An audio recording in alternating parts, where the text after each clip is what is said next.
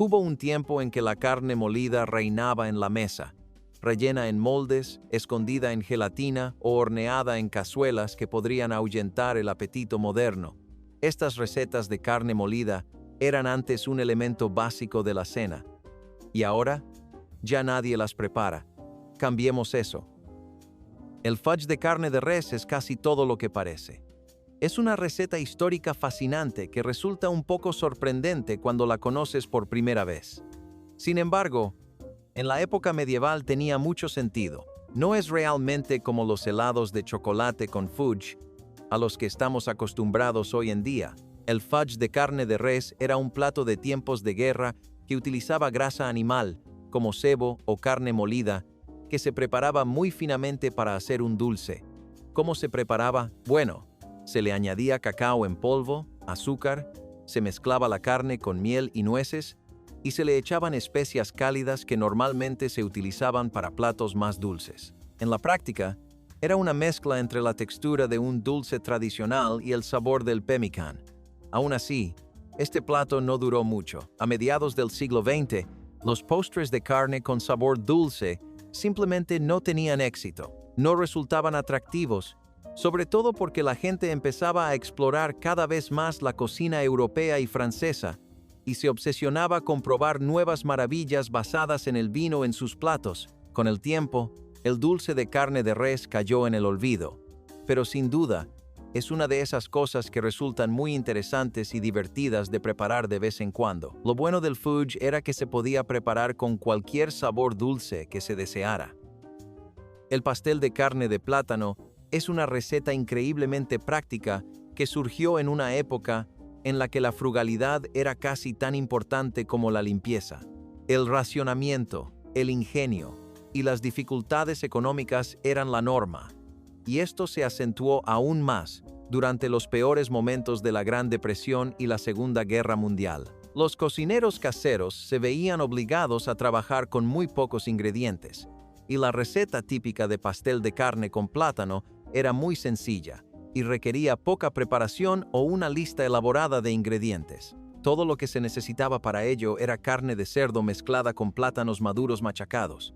Se añadían unas migas de pan, que podían reutilizarse del pan duro, cebollas, que la mayoría de la gente ya tenía en stock o cultivaba, y condimentos básicos como pimienta, nuez moscada y sal, y se obtenía un plato bastante aceptable. El plátano servía como aglutinante y edulcorante natural y, aunque parezca increíble, solía combinar muy bien con la salsa Worcestershire. Ayudaba a equilibrar la increíble dulzura de los plátanos maduros. Este plato tuvo especial éxito en Hawái, donde se apreciaba por combinar con los gustos ya existentes. En la década de 1960, hubo una creciente demanda de todo tipo de recetas experimentales de guisos. Una de ellas fue la de los guisos de carne de res y mantequilla de maní. Y antes de salir del video, escúchenme, el guiso de carne de res y mantequilla de maní es un ejemplo fascinante de cómo la gente puede ser muy creativa cuando hay mucho en juego. Este es un platillo que tiene sus raíces en el ahorro y el ingenio de la Gran Depresión. Si te parece muy inusual, tienes razón, pero probablemente solo lo estés pensando desde el punto de vista del sabor, en lugar de lo que puede aportar a tu organismo. La mayoría de la gente se dio cuenta de que el potencial proteico de este plato era extraordinario. Combinaba la mantequilla de cacahuete, que ya contenía gran cantidad de proteínas, con la carne de res, y era una comida que podía estirarse para alimentar a toda una familia. Además, a pesar de que solemos asociar la mantequilla de cacahuete con dulces, en realidad también se ha utilizado constantemente en recetas saladas. Se trata de un guiso que surgió en los años 30 o 40, pero que alcanzó su apogeo en los 60, ya que fue en esas primeras décadas cuando la mantequilla de cacahuete comenzó a estar disponible de forma habitual en la mayoría de los hogares. También tiene mucho en común con algunos platos tailandeses de ternera con cacahuete. Las albóndigas rellenas de ciruelas pasas son un buen ejemplo de cocina dulce salada. Era algo muy común tanto en Europa como en América, y más aún si hablamos de los siglos XIX y XX. Se trataba de un plato que mezclaba ciruelas pasas con uno de 3 tipos diferentes de carne. Se utilizaba carne de res, cerdo o ternera, y una vez que la carne se había ablandado lo suficiente como para darle forma y prensarla en forma de albóndiga, se rellenaba con ciruelas pasas. Algunas personas eran un poco más atrevidas que otras y metían una ciruela pasa entera, pero otras la picaban primero. Aunque pueda parecer una idea innovadora, en realidad no es tan nueva. Las combinaciones de fruta seca y carne, especialmente las dulces y saladas, son ideas muy antiguas. Se remontan a varias culturas diferentes presentes en Europa. Las encontrarás en las culturas escandinava, británica, judía y alemana. Y si vas a Asia, seguirás encontrando muchas combinaciones dulces y saladas. Este plato tuvo mucho éxito en el siglo XX, especialmente durante las fiestas judías, pero con el tiempo, el paladar estadounidense empezó a acostumbrarse a lo que le resultaba familiar en lugar de a cosas como esta. No pudo durar mucho y competir con las albóndigas normales. El pastel de hamburguesa al revés es realmente para personas a las que les gusta experimentar con la comida. Tiene mucho sentido práctico, pero está claro que alguien se divirtió mucho haciéndolo. Se toma carne molida y se aplica el concepto de un pastel horneado. ¿Y qué se obtiene al mezclar ambos? Una capa de carne molida sazonada y bellamente colocada en el fondo de una fuente para hornear, cubierta con cebolla, salsa de tomate, migas de galletas y una cobertura de pan de maíz. Este pastel se hornea y luego se voltea, de modo que la capa inferior de carne es lo primero que se come, y es lo suficientemente sustancioso como para alimentar a toda la familia y más. Este platillo formaba parte de la cocina casera ingeniosa, y me hace estar de acuerdo con algo que vi anteriormente.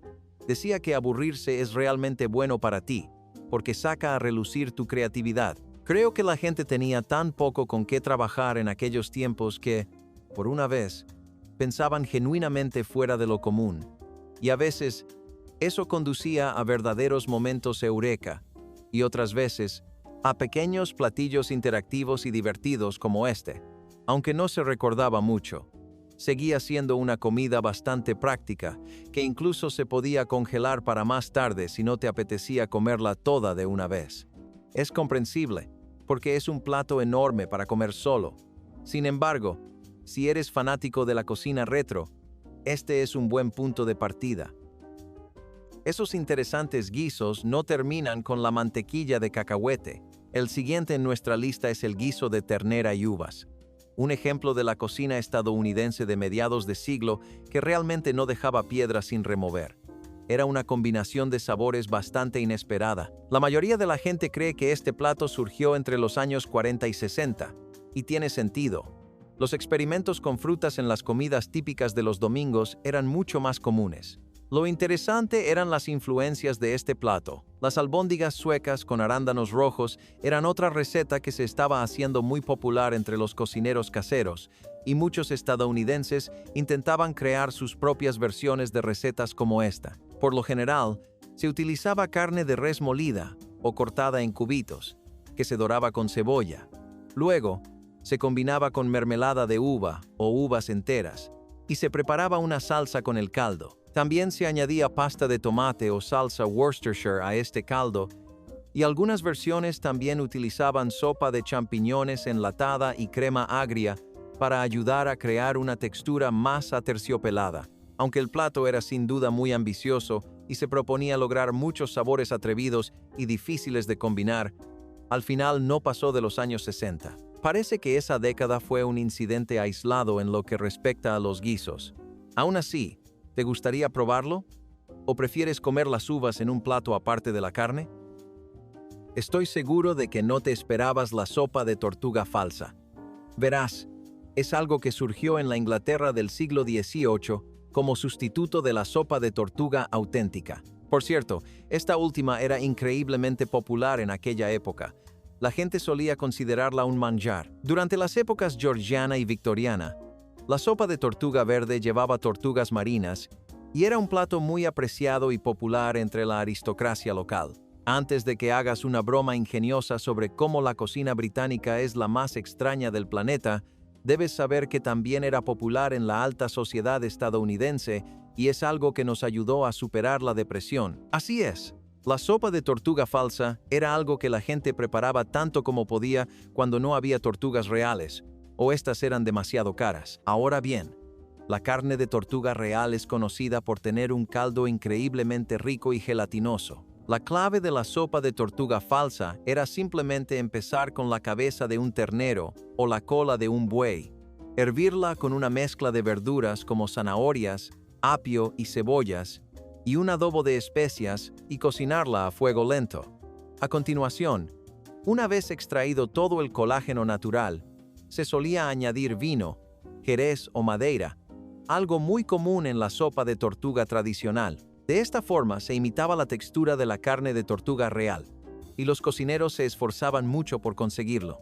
Es uno de los ejemplos más interesantes de la cultura gastronómica falsa que tenemos, y muestra lo buenos que eran imitando diferentes tipos de alimentos sin los ingredientes principales. La gelatina de carne, más conocida como aspic, es una de las mejores creaciones de la historia culinaria occidental. En toda esta lista, vemos una tendencia creciente a mezclar texturas gelatinosas con sabores dulces y salados. Y este plato fue sin duda la culminación definitiva de toda esa tendencia. Por lo tanto, el aspic era en realidad algo que la gente solía asociar con la alta cocina. También se utilizaba para envolver esas caras carnes escalfadas que a veces se importaban, además de que tenía un aspecto muy elegante. Si lo piensas bien, tiene sentido. Sin embargo, a principios del siglo XX, se convirtió en algo más generalizado. La extraña evolución de la gelatina de carne se definió realmente por la comercialización de la gelatina en polvo y las sopas enlatadas, lo que significaba que los cocineros caseros ahora tenían todas las herramientas necesarias para preparar tantas maravillas a base de aspic como quisieran. Hoy en día sigue siendo bastante popular, en comparación. Las donas rellenas de carne son algo realmente extraño si lo piensas bien. En realidad, forman parte de la tradición desde hace mucho tiempo. ¿Qué tradición?, te preguntarás. Bueno, los platos salados de masa frita han sido bastante populares en todo Estados Unidos.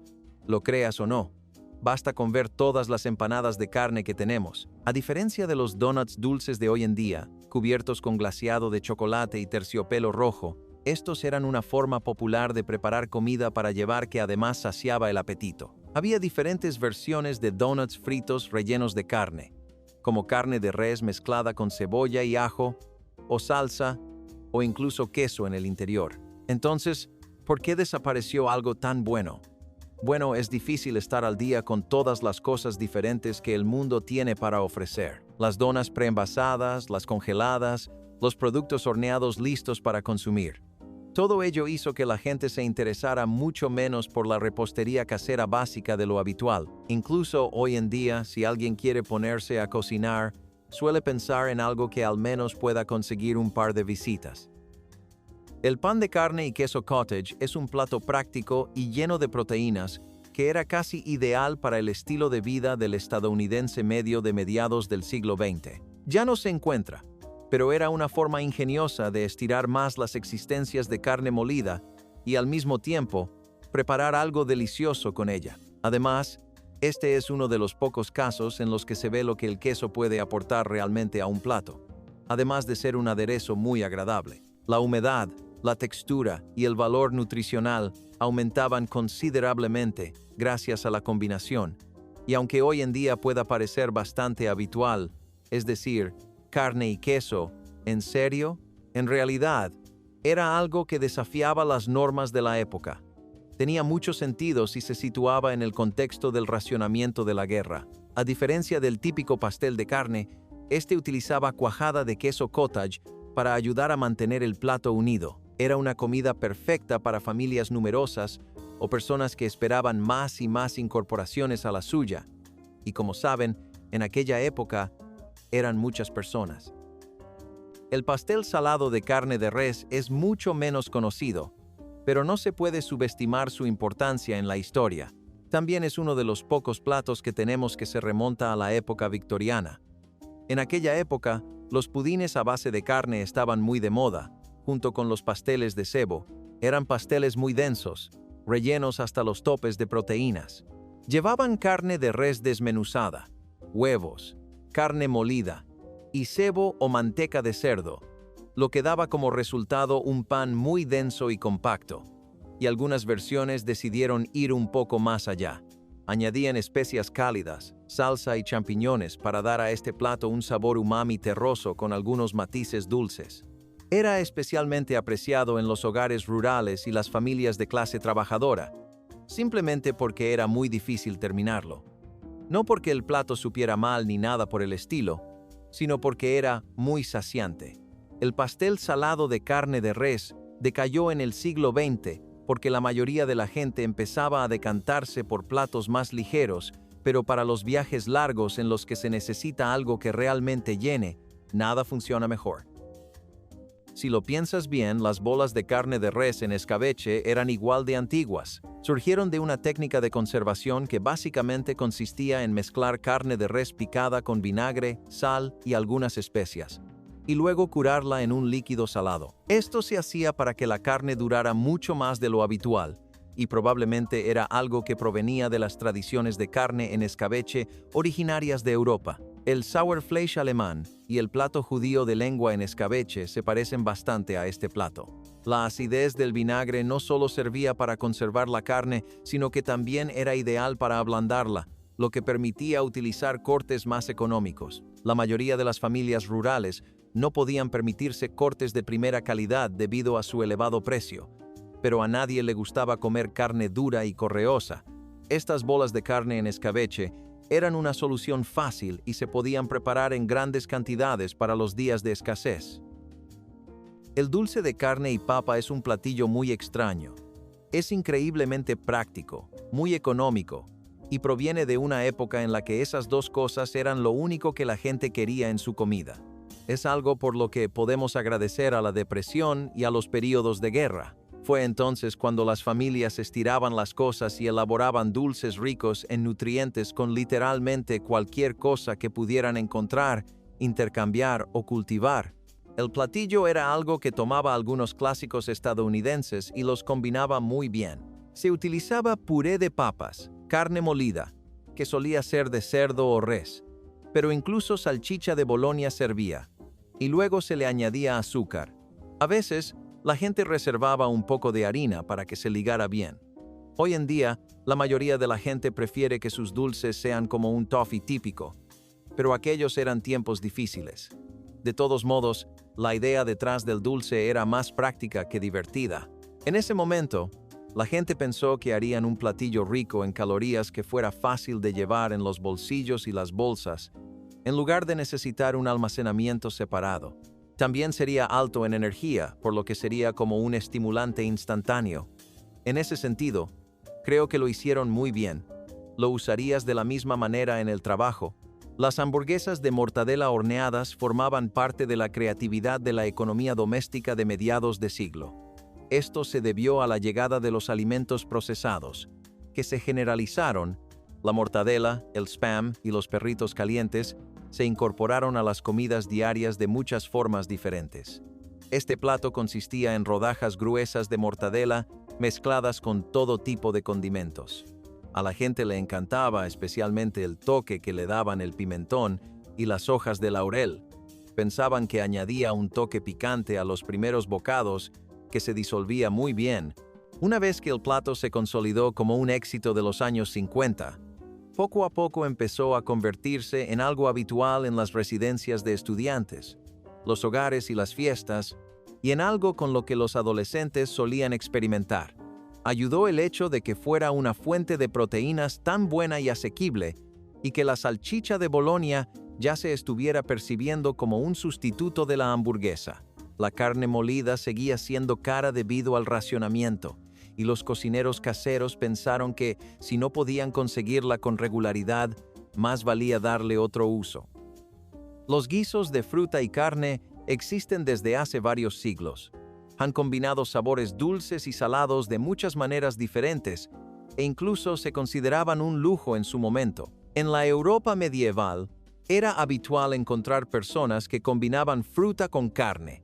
En la cultura nativa americana, se pueden encontrar platos como el pemmican, que son increíbles superalimentos. En los siglos XIX y XX, Se pueden encontrar todo tipo de referencias a combinaciones a base de fruta y carne en la cocina del sur y el medio oeste de Estados Unidos. Cerdo y manzanas, pizza de jamón y piña, y la lista sigue y sigue. Sin embargo, este plato era un guiso que dividía a mucha gente. Lo que pasa con estos platos salados de fruta y carne es que su éxito depende del formato. El declive de los guisos de fruta y carne en los años 70 y posteriores se vio influido por el cambio en los gustos de la gente, que se alejaba de los guisos en general, especialmente de combinaciones tan poco convencionales como esta. Con el tiempo, también se consideraron demasiado dulces, y no lograron seguir la tendencia de querer alimentos más ligeros, suaves y fáciles. El picadillo de carne con Spam es un plato económico que surgió en una época en la que la gente no tenía literalmente nada con qué trabajar. La clave era estirar al máximo los trozos de carne que se tenían. Este plato resultó ser la mejor herramienta disponible para hacerlo, y vaya si era eficaz. El picadillo en sí era simplemente una mezcla picada y frita de diferentes tipos de restos de carne, papas y cebollas. En realidad, se remonta a varios siglos atrás, y la adición de Spam y carne de res fue una innovación de la Segunda Guerra Mundial. El Spam se convirtió en un alimento básico en los hogares, principalmente debido a su vida útil y a su increíble asequibilidad. También se podía mezclar con otros tipos de carnes para elaborar estos platos híbridos. No me refiero a trozos de carne, sino a cortes de carne reales. La mayoría de las recetas de hash de carne enlatada y carne de res tenían ingredientes muy básicos a los que todo el mundo estaba acostumbrado, pero lo conveniente era tener todo empaquetado de esa manera en un formato tan pequeño y ordenado. Hoy en día, la carne enlatada está volviendo a ponerse de moda gracias al encarecimiento general de los alimentos. El pudín de pan con carne de res se suponía que era una versión salada del pudín de pan tradicional. Ya sabes, añadir un poco de imaginación y diversión por el simple hecho de hacerlo. Se originó como una forma de deshacerse del pan duro. Verás que a lo largo de esta lista la gente encontró muchos usos para el pan duro. Ahora, probablemente lo tiraríamos, pero la mayoría de la gente pensaba que no había necesidad de desperdiciar algo con lo que aún se podía preparar un plato decente. A principios del siglo XX en Estados Unidos, el budín de pan con carne comenzó a evolucionar hacia un plato tipo cazuela, porque era una forma mucho más cómoda de prepararlo. El cambio que se produjo a finales del siglo XX hacia comidas más ligeras y raciones más pequeñas se debe a que la alimentación individualizada se convirtió en algo habitual. La gente podía pedir literalmente lo que quisiera, especializado, procesado y enlatado, según sus antojos. A principios del siglo XX, las comidas aún debían prepararse teniendo en cuenta su capacidad para alimentar a toda la familia. El pudín de pan con carne resultaba ser muy bueno para eso, especialmente cuando se acompañaba con puré de papas o salsa. El pan de carne molida con mayonesa fue un experimento de cocina casera que surgió cuando la mayonesa comenzó a popularizarse. Sé que esto puede parecer sorprendente, porque hemos crecido en un mundo en el que la mayonesa y el ketchup eran las únicas opciones posibles para un sándwich. Pero la mayonesa no siempre ha tenido esa reputación de ser la reina. Los pasteles de carne existen desde hace muchos siglos, pero la adición de mayonesa a la mezcla fue algo que surgió exclusivamente en los años 50 y 60. También se promocionaba en los libros de cocina comunitarios, y las marcas querían destacar lo buena que era su mayonesa en diferentes tipos de platos, por lo que pagaban por aparecer en estos libros de cocina. Además, la mayonesa es bastante calórica, por lo que te llena. Ahora, un pastel típico lleva galletas trituradas, huevos, salsa Worcestershire y muchos condimentos diferentes, así como queso rallado y mezcla para sopa de cebolla. Incluso le añadían pepinillos, y el panecillo tenía una capa de mayonesa por encima mezclada con mostaza o salsa barbacoa. Las albóndigas rebozadas con copos de maíz eran un buen ejemplo de las técnicas de rebozado de mediados de siglo. Se inspiraron en el auge de los cereales como ingrediente culinario. La gente aún no había imaginado el potencial de los cereales como rebozado, solo como desayuno. Ese tipo de experimentos extravagantes se dieron más en los años 60 y 50. También fue gracias a las empresas de cereales que intentaban comercializar sus productos de esa manera. Pensaban que simplemente obtendrían más beneficios si comercializaban sus productos como algo que se podía tomar tanto en el desayuno como en la comida, en lugar de solo en uno de los dos. Y creo que tenían razón. Estas albóndigas recubiertas de copos de maíz acabaron convirtiéndose en una sensación nacional. Las tendencias alimentarias cambiaron solo 1 o 2 décadas más tarde, pero seguían siendo recetas retro muy populares que resultaban perfectas para las fiestas. Se podían hornear o freír, por lo que se podían alternar en cada servicio, o se podía hacer una bandeja con mitad y mitad. Además, dependiendo de los sabores de los cereales, se podían hacer combinaciones y variaciones muy interesantes. El estofado de carne molida con café fue algo que realmente puso de manifiesto lo imaginativa que era la época de la Depresión. En serio, ¿te imaginas a la gente utilizando los pozos del café? Era una forma de aprovechar al máximo los ingredientes sencillos, aunque solo fuera para hacer que la carne tuviera un sabor un poco más intenso y mejor. Sin embargo, esto tenía un doble efecto, ya que no solo servía como condimento, sino también como ablandador. De la misma manera que se utiliza el vino y la cerveza para ablandar los cortes de carne más duros en la cocina vaquera, este era uno de los platos más populares que se podían preparar.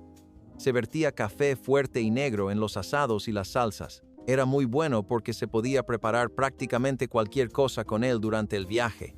Ni siquiera era necesario seguir una receta concreta de carne molida. Bastaba con hacer bolitas con la carne, ponerlas en una olla, removerlas con el café y listo. La gente añadía melaza y tomates. Pero si alguna vez quisieras cocinar alrededor de una fogata y solo tuvieras una lata de carne molida y un poco de café, este es el platillo ideal. El pudín de col y carne era un plato muy sustancioso y tradicional, que evolucionó a partir de los pudines de carne británicos y de Europa del Este. A menudo se utilizaba cebo, pan rallado y cereales para unir la carne y las verduras, por lo que tiene sentido que se inspiraran en ellos. El resultado final solía ser un plato al vapor o al horno, pero este pudín se convirtió en un alimento básico de la clase trabajadora. El repollo era un ingrediente muy apreciado por la clase trabajadora en general. Era una de las pocas cosas que podían disfrutar durante todo el año. Era fácil de almacenar, no se echaba a perder, y se podía utilizar en sándwiches o salsas y pudines como este. Las hojas de repollo hervidas se utilizaban para envolver la carne de res, y en realidad era una comida bastante agradable que se podía servir a la familia. Por supuesto, a los niños había que convencerlos mucho más, porque las verduras de hoja verde no son lo que los niños consideran divertido, pero no es que siempre dijeran que no. Sin embargo, con el tiempo, el país empezó a decir que no con mucha más frecuencia. Este plato se consideraba rústico, demasiado para los gustos de la mayoría en Estados Unidos, pero es realmente refrescante y crujiente, y está bueno de vez en cuando. Los moldes de gelatina de res eran un ejemplo de lo obsesionados que podían estar los años 50 y 60 con los platillos a base de gelatina. ¿Recuerdas que dije que las gelatinas eran en realidad la culminación de la preferencia de la gente por los platos de gelatina? Esta fue una de las mejores recetas que surgieron de todo eso. Se consideraba elegante y práctica, dos cosas que rara vez se encuentran en una misma receta. Sin embargo, el concepto de carne en gelatina se remonta a la Edad Media. Las gelatinas de carne y los aspics se utilizaban como una forma popular de conservar los alimentos en lugar de la refrigeración, que, tardó unos siglos en llegar. En los años 50 y 60, mientras la refrigeración seguía convirtiéndose en una comodidad nacional, la gente empezó a experimentar con la gelatina de res. Se vieron influenciados por la popularidad que estaban adquiriendo Knox y Jell-O, lo que hizo que la gente quisiera probar otras cosas diferentes y ver qué podían hacer con sus alimentos. En los años 80 y 70 ya eran una preferencia anticuada, porque la gente se había cansado de la moda, pero mientras duró, fue una forma fenomenal de comer carne. Fue una experiencia que amplió mucho los horizontes de la gente sobre lo que podía ser un plato salado. Las manzanas rellenas de carne son un plato muy olvidado. Sin embargo, en realidad tienen una historia increíble. Sé que has oído hablar de las manzanas asadas rellenas de ciruelas pasas o recubiertas de miel y todo eso, pero la carne es sin duda un territorio desconocido para nosotros. En la Edad Media, todavía era mucho más común. Era una combinación de fruta y carne que la gente solía considerar un lujo. Por supuesto, era un plato difícil de preparar y que requería bastante habilidad. No era nada fácil vaciar tantas manzanas y servirlas en una bandeja, y había que ser muy preciso con el relleno para no perforar las manzanas y arruinar la presentación. Además, había que añadir todas las especias, por lo que este plato requería mucho trabajo, pero era un trabajo hecho con amor. Era algo que volvía loca a la gente en otoño y que siempre fue muy apreciado y bien recibido en lugares con una alta densidad de huertos de manzanos. Incluso cuando las tendencias culinarias comenzaron a cambiar, siguió siendo un favorito regional en lugares donde las manzanas siempre habían sido una parte muy apreciada de la gastronomía.